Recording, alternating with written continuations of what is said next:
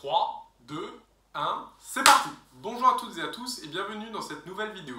Aujourd'hui, je vous propose de façonner et de cuire les croissants. Je vous conseille de regarder ma dernière vidéo sur comment réaliser la pâte à croissant et l'avant-dernière vidéo pour voir comment réaliser le tour double et le tour simple que nous devons faire à cette pâte. C'est parti pour l'abaissement final.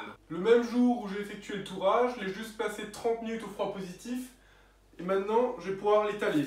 Je fleure ma table, je vais sortir mon pâton. Cette fois-ci, je peux jeter mon film. Je l'étale bien dans la farine. Je rappelle que le point où on a fait les plis, il n'y a aucune coupure. Et à l'opposé, c'est le point de fermeture. Donc il y en a aussi sur les côtés. Mais celui-ci s'appelle la clé. Donc la clé d'un côté par rapport à moi, ni en face ni derrière, d'un côté, n'importe lequel. On va fariner et on va abaisser pour réaliser nos croissants.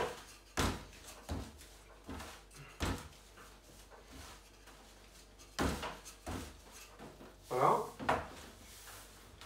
Je vais juste lui donner un tout petit peu de largeur.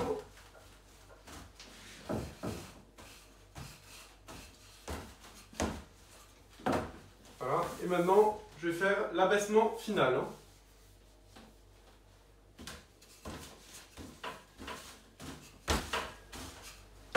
Bon, je vais le tourner parce que ma table n'est plus assez grande, mais je vais la baisser comme ça. Voilà, une fois que je suis à peu près à 3 mm, je vais enlever l'excédent de farine sur ma table et sur mon pâton. Je vais retourner celui-ci. Voilà, donc quand on a fini, on va le souffler le pâton. Donc on va détendre le gluten. Pareil, je vais enlever l'excédent de farine. Et maintenant, je vais détailler des triangles de 70-75 grammes.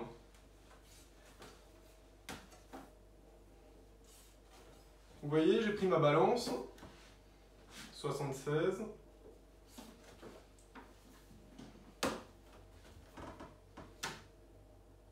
Pareil.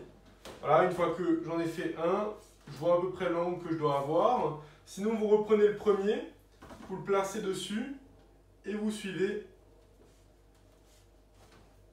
comme ceci.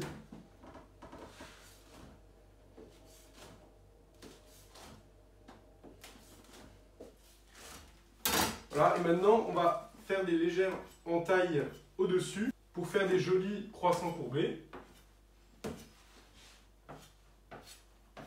Ensuite, on va prendre un croissant. Là, on va bien mettre aux extrémités. Et ensuite, on va le rouler, tout simplement.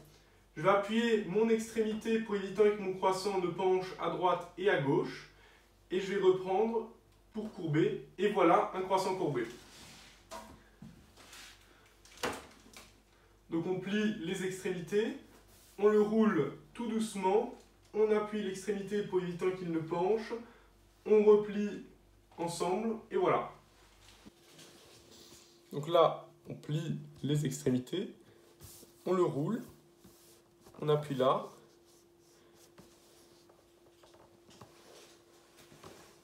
Là, donc là, on voit bien les couches de feuilletage, donc de beurre et de pâte superposées.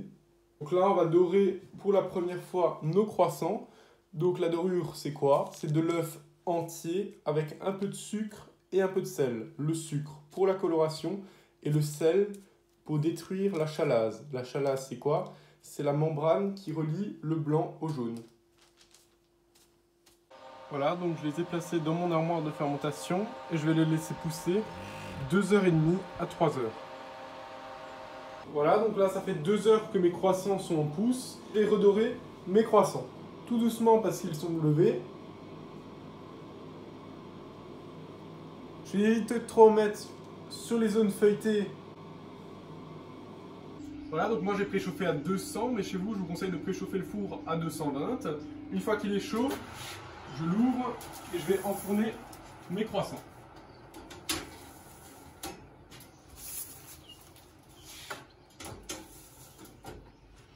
Ensuite, je baisse tout de suite ma température du four à 170. Chez moi, 160, ça suffit.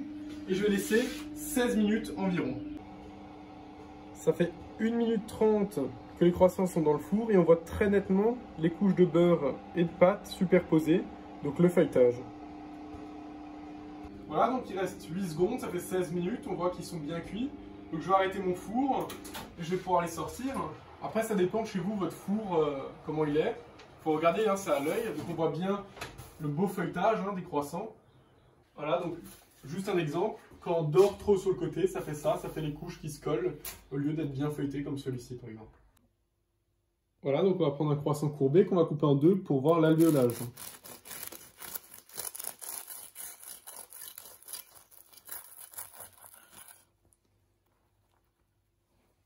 Voilà, donc mon croissant, il était encore un peu chaud hein, quand on l'a coupé, donc c'est un peu ramassé là.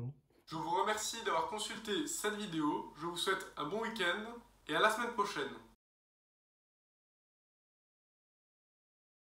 Et voilà. Et l'avant-dernière vidéo, et l'avant-dernière vidéo